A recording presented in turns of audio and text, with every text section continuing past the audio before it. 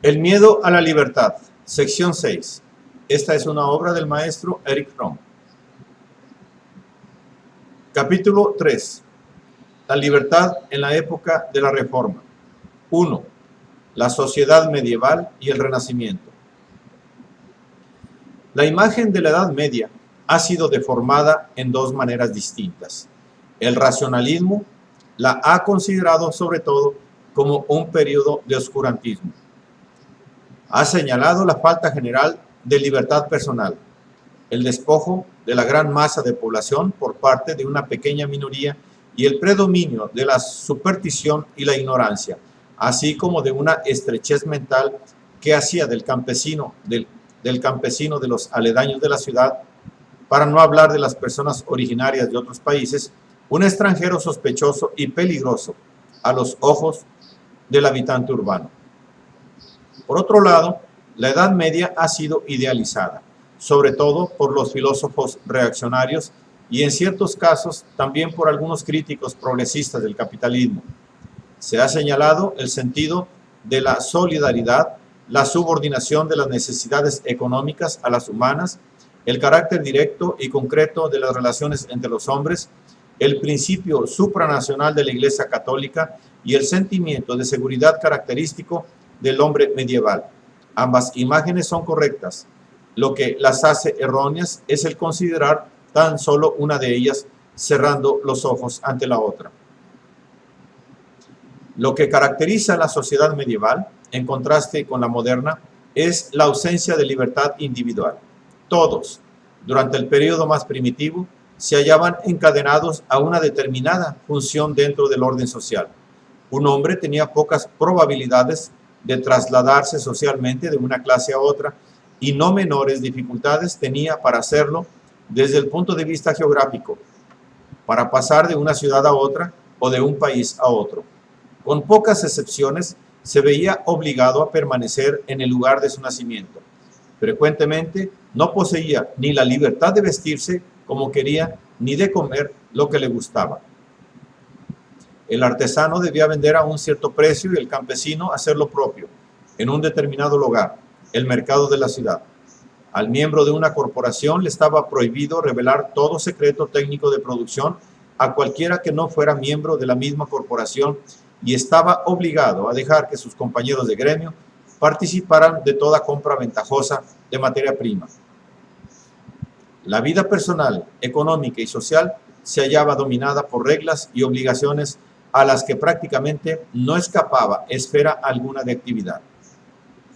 Pero, aun cuando una persona no estuviera libre en el sentido moderno, no se hallaba ni sola ni aislada.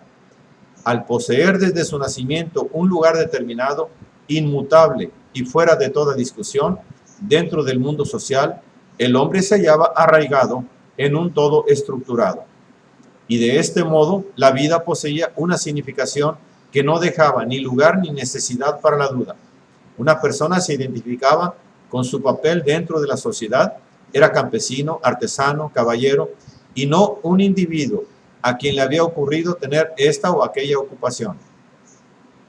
El orden social era concebido como un orden natural, y el ser, una parte definida del mismo, proporcionaba al hombre un sentimiento de seguridad y pertenencia. Había, comparativamente, poca competencia. Se nacía en una determinada posición económica que garantizaba un nivel de vida establecido por la tradición, del mismo modo como la jerarquía social más elevada llevaba consigo determinadas obligaciones económicas. Pero dentro de los límites de su esfera social, el individuo disfrutaba realmente de mucha libertad para poder expresar su yo en el trabajo y en la vida emocional. Aunque no existía un individualismo en el sentido moderno de elección ilimitada entre muchos modos de vidas posibles, libertad de elección que en gran parte es abstracta, existía un grado considerable de individualismo concreto dentro de la vida real. Había mucho sufrimiento y dolor, pero también estaba allí la Iglesia, que los hacía más tolerables al explicarlos como una consecuencia del pecado de Adán y de los pecados individuales de cada uno. La Iglesia, al tiempo que fomentaba un sentimiento de culpabilidad, también aseguraba al individuo su amor incondicional para todos sus hijos y ofrecía una manera de adquirir la convicción de ser perdonado y amado por Dios. La relación con el Señor era antes de confianza y amor que de miedo y duda. Así como el campesino y el habitante de la ciudad raramente iban más allá de los límites de la pequeña área geográfica que les había tocado, también el universo era limitado y de sencilla comprensión. La tierra y el hombre eran su centro, el cielo o el infierno el lugar predestinado para la vida futura, y todas las acciones, desde el nacimiento hasta la muerte, eran de una claridad cristalina en cuanto a sus relaciones causales recíprocas. Sin embargo, aun cuando la sociedad se hallaba estructurada de este modo y proporcionaba seguridad al hombre, también lo mantenía encadenado. Tratábase de una forma de servidumbre distinta de la que se formó en siglos posteriores por obra del autoritarismo y la opresión. La sociedad medieval no despojaba al individuo de su libertad, porque el individuo no existía todavía. El hombre estaba aún conectado con el mundo por medio de sus vínculos primarios. No se concebía a sí mismo como un individuo, excepto a través de su papel social, que entonces poseía también carácter natural. Tampoco concebía a ninguna otra persona como individuo.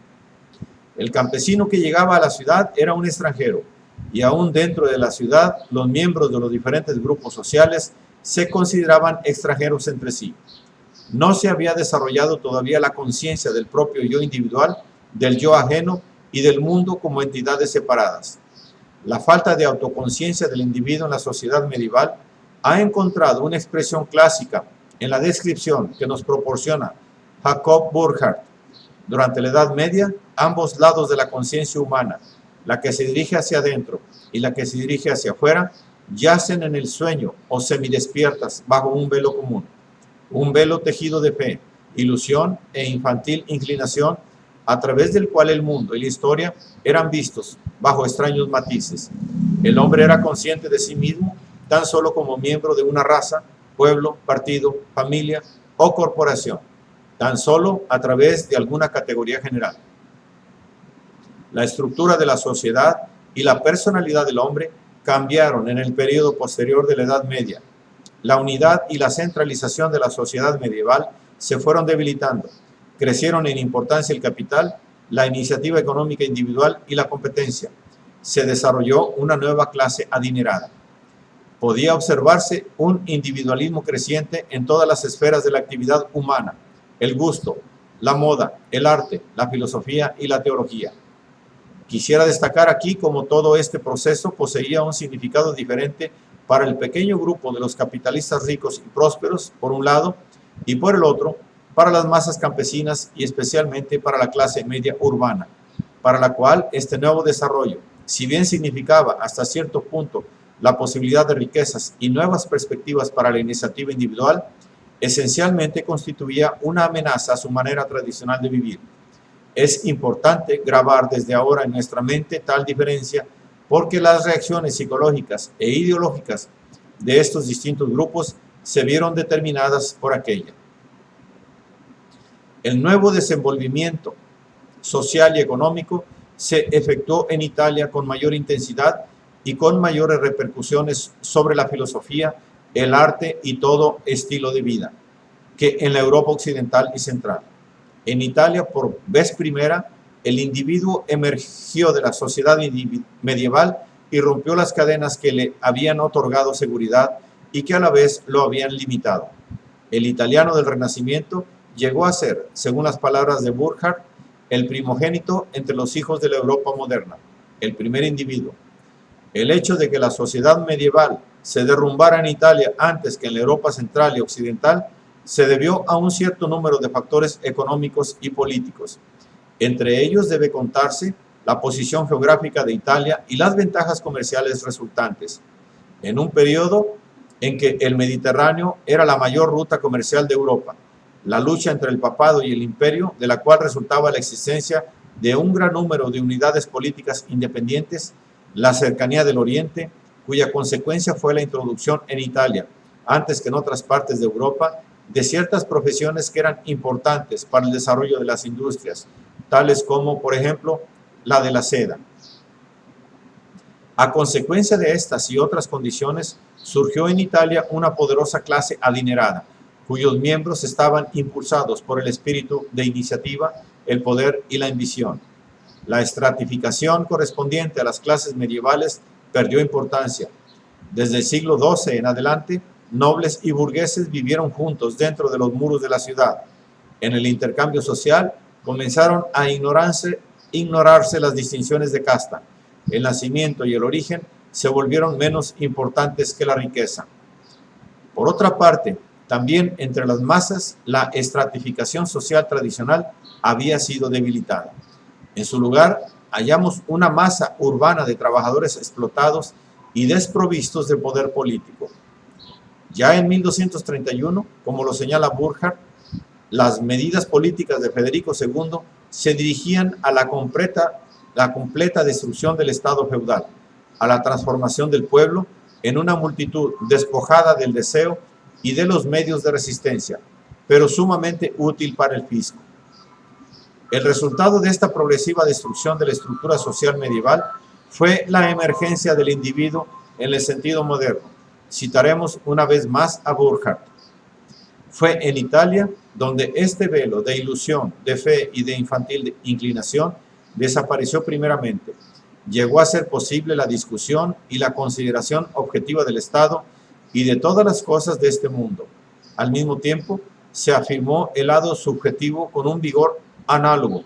El hombre se transformó en un individuo espiritual y se reconoció a sí mismo como tal. De este mismo modo, los griegos se habían una vez distinguido de los bárbaros y los árabes se habían distinguido individuos en una época en que los otros asiáticos se reconocían tan solo como miembros de una raza. La descripción que proporciona Burckhardt del espíritu del nuevo individuo ilustra lo que hemos expuesto en el capítulo anterior acerca de la emergencia del individuo de sus vínculos primarios. El hombre se descubre a sí mismo y a los demás como individuos, como entes separados. Descubre la naturaleza como algo distinto a él mismo en dos aspectos, como objeto de dominación teórica y práctica y por su belleza, como objeto de goce. Descubre el mundo, descubre el punto de vista práctico al descubrir nuevos continentes y desde el punto de vista espiritual al desarrollar un espíritu cosmopolita, un espíritu que hace decir al Dante, mi patria es todo el mundo.